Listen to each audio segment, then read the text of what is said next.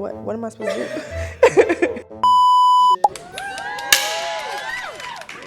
What the heck is up, y'all? Let me just fix my crown.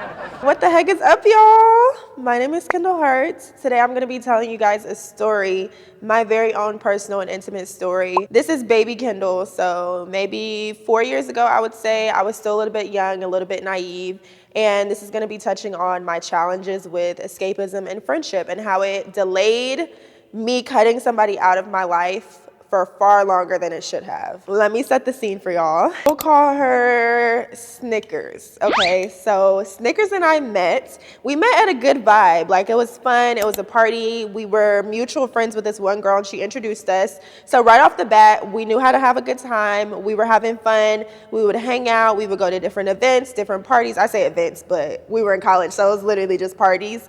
And it was good. Like, I never really had any reason to look at her sideways or not trust her. She was fun. She was bubbly. She laughed a lot. She was a good time. As our friendship progressed, I remember me always reaching out to her and me primarily being the one to be like, hey, girl, what are you doing this weekend? Or, hey, let's hang out. What time is your class? Are you going to this meeting? Because we were in a few orgs together.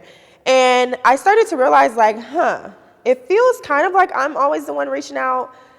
But I don't know, maybe that's just how it always works out, whatever. So I realized it, but I didn't pay too much attention to it until football season, y'all. Football season came. She had a man on the football team. She didn't have a car. I had a man on the football team. I had a car. So she's reaching out to me pretty much every game day. Like, are you going? Like, that was our thing. We would go to the game. We would sit together. We would ride together. We would leave together. One game day in particular, the first time I noticed it, I didn't reach out to her that game because I just forgot. My boyfriend at the time, his family was in town, so I didn't reach out. It didn't dawn on me until after the game, like, dang, I didn't see Snickers. She didn't even check for me. Like, dang, I didn't check for her, but, like, she didn't check for me. But mind you, I'm always checking for her. So I was like, let me pay attention. The next game, I waited. I didn't say anything. I go to the game, same thing. She didn't check for me. And I'm like, that's weird. I'm like, I wonder, maybe she didn't go to the game. That's my immediate assumption. Maybe she didn't go to the game. I run into her at the game, and I'm like, oh my gosh, hey. She's like, hey. She's like, oh, I'm here with so-and-so, and we rode, and blah, blah, blah. I'm like, okay, cool. In my head, I'm like, that's weird. In my head, I'm like, that's weird. We always kind of ride together, that's just been our thing. Like, that's the precedent we set. I pay attention to it. The next time, we're supposed to go get acai bowls. This is where things took a turn. Keep in mind, instead of paying attention to what's right in front of me, I'm pushing these thoughts away. I'm like, no, that's my friend. She just had she has an excuse, a valid excuse, whatever. Like, I'm not reading too deep into it. So I continue to invite her like a dummy and continue to stick my neck out and invite her places. So we plan to go get acai bowls. She cancels on me last minute. Y'all know how that goes. It's always a man. It's always a man. She cancels on me last minute. I'm like, okay, cool. So I'm like, let's reschedule. We plan to reschedule. Mind you, she told me she was sick. I kid y'all not, the very next day, she went and got acai bowls at the exact same place that we were supposed to go with another friend. At that point, I was like, okay, I see this. Like, I have no choice but to see this for what it is. Like, maybe you were sick that day, but, like, why wouldn't you invite me or, like, we reschedule? Like, why would you, the same exact place? It's almost like I gave her the idea, and she was like, okay, yeah, I'm going to go with my real friend. Girl, screw you. So still at this point, you guys, I forgave and forget. She didn't even apologize, but I just forgave and forget because I'm being so oblivious to the fact that this person is not really my friend, like how she says she is. And it comes around to the football game, y'all. We go to the next football game.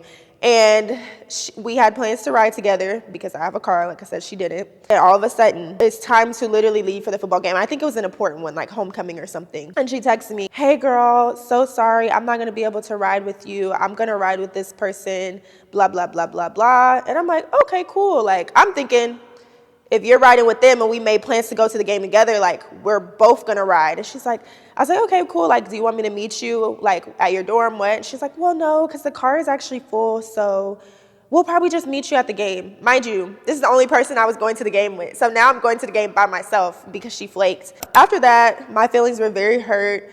I was so, like, now, the Kendall now would have went to that game and looked cute and just went by myself. The Kendall then was scared. I didn't want to show up by myself and look like I didn't have any friends and blah, blah, blah, blah, blah.